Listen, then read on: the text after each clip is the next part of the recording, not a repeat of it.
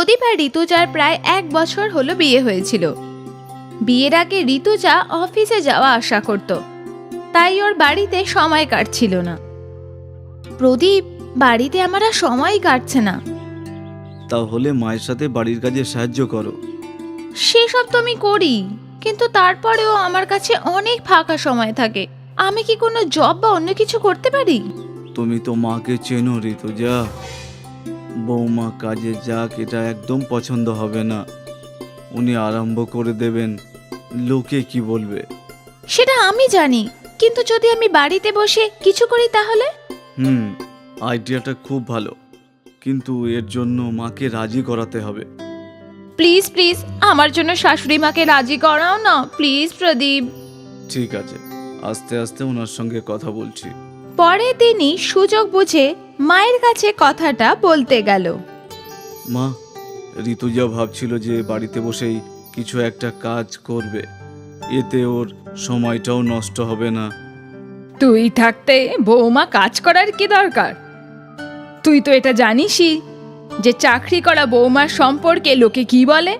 কিন্তু মা, ওর খুবই ইচ্ছে যে ও কাজ করবে। আর মা, ও কোথাও কাজ করতে যাবে না, ঘরেই বসে থাকবে।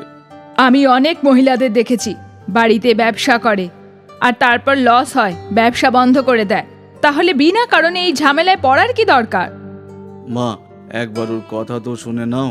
শাশুড়ি মা, আমি শুধু একবার চেষ্টা করতে চাই। যদি আমি করতে না পারি তাহলে আমি আর কখনো বলবো না। প্লিজ শাশুড়ি মা, প্লিজ প্লিজ।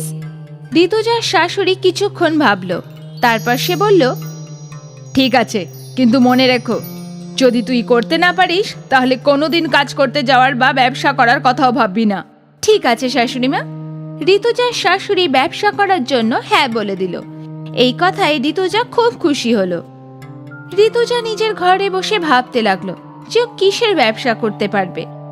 যদি আমি শাড়ি বিক্রি করি তাহলে? তাহলে তোমাকে দোকান খুলতে হবে।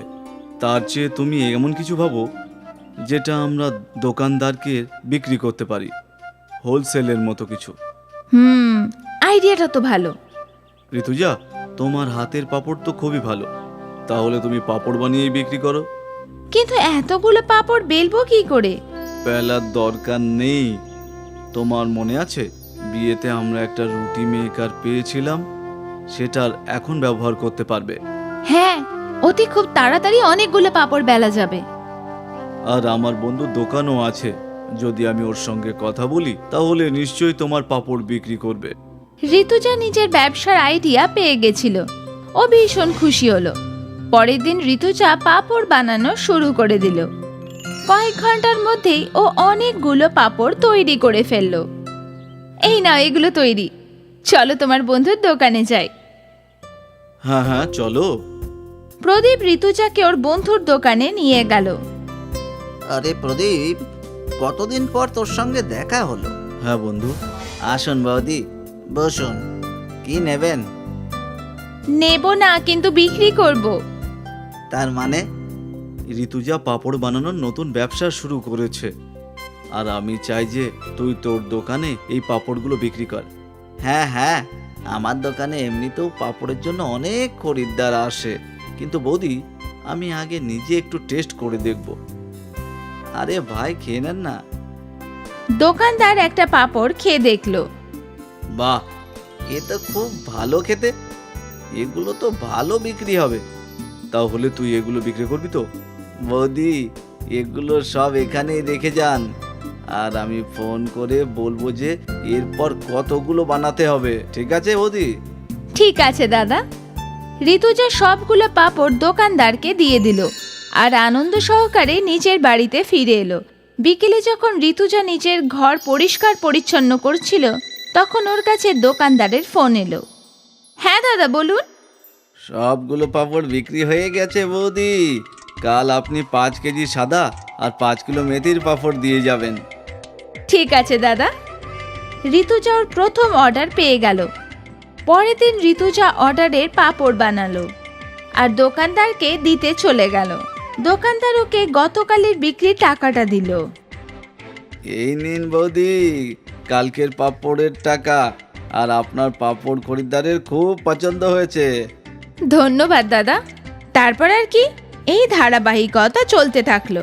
ঋতুজা প্রতিদিন পাঁপড় তৈরি করে দোকানদারকে দিয়ে আসতো। এখন ঋতুজা আরো কয়েকটা দোকানে পাঁপড় বিক্রি করত। লাগাতার পাঁপড়ের স্বাদ সবারই খুব পছন্দ হচ্ছিল, আর ওর আমদানিও ভালোই হচ্ছিল। ঋতুজা আরো কয়েকজন মহিলাকে পাঁপড় বানানোর কাজের জন্য রেখে দিল। ওর উন্নতি হতে লাগলো। একদিন, ঋতুজা, এবার তোমার ব্যবসাটা আরো এক্সটেন্ড করা দরকার। কিন্তু সেটা কি করে? অনলাইন অ্যাপ দিয়ে। মানে? এখন অ্যাপের মাধ্যমে যা তোমার পাঁপড় কেউ কিনতে পারবে, আর সে বাড়িতে বসেই ডেলিভারিও পেয়ে যাবে। হ্যাঁ, সেই দিন থেকে ঋতুজা অ্যাপের ব্যাপারে রিসার্চ করতে শুরু করে দিল। ঋতুজা একজন অ্যাপ ডেভেলপারের কাছ থেকে ওর অ্যাপ বানিয়ে নিল। আপনি অ্যাপটাকে ডেভেলপ করবেন কি করে?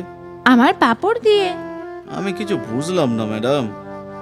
মানে আমার পাঁপড়ের প্যাকেজিং এর সাথেই এর লিংক থাকবে।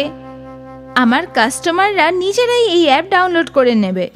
ঋতুজা এখন পাঁপড়গুলোকে নতুন প্যাকেটে প্যাক করতে শুরু করে দিল। এই প্যাকেটেই ওর অ্যাপের প্রমোশন ছিল। আর ঋতুজা যেমন ভেবেছিল তেমন অনেক কাস্টমাররা পাঁপড়ের অ্যাপটা ডাউনলোড করে নিল। আরে বাহ, বাড়িতে বসে বসে পাঁপড় পেয়ে যাবো, বাহ! ঋতুজা অনলাইনে অর্ডার পেতে শুরু করলো। ও সমস্ত অর্ডার প্যাক করে পাঠাতে লাগলো।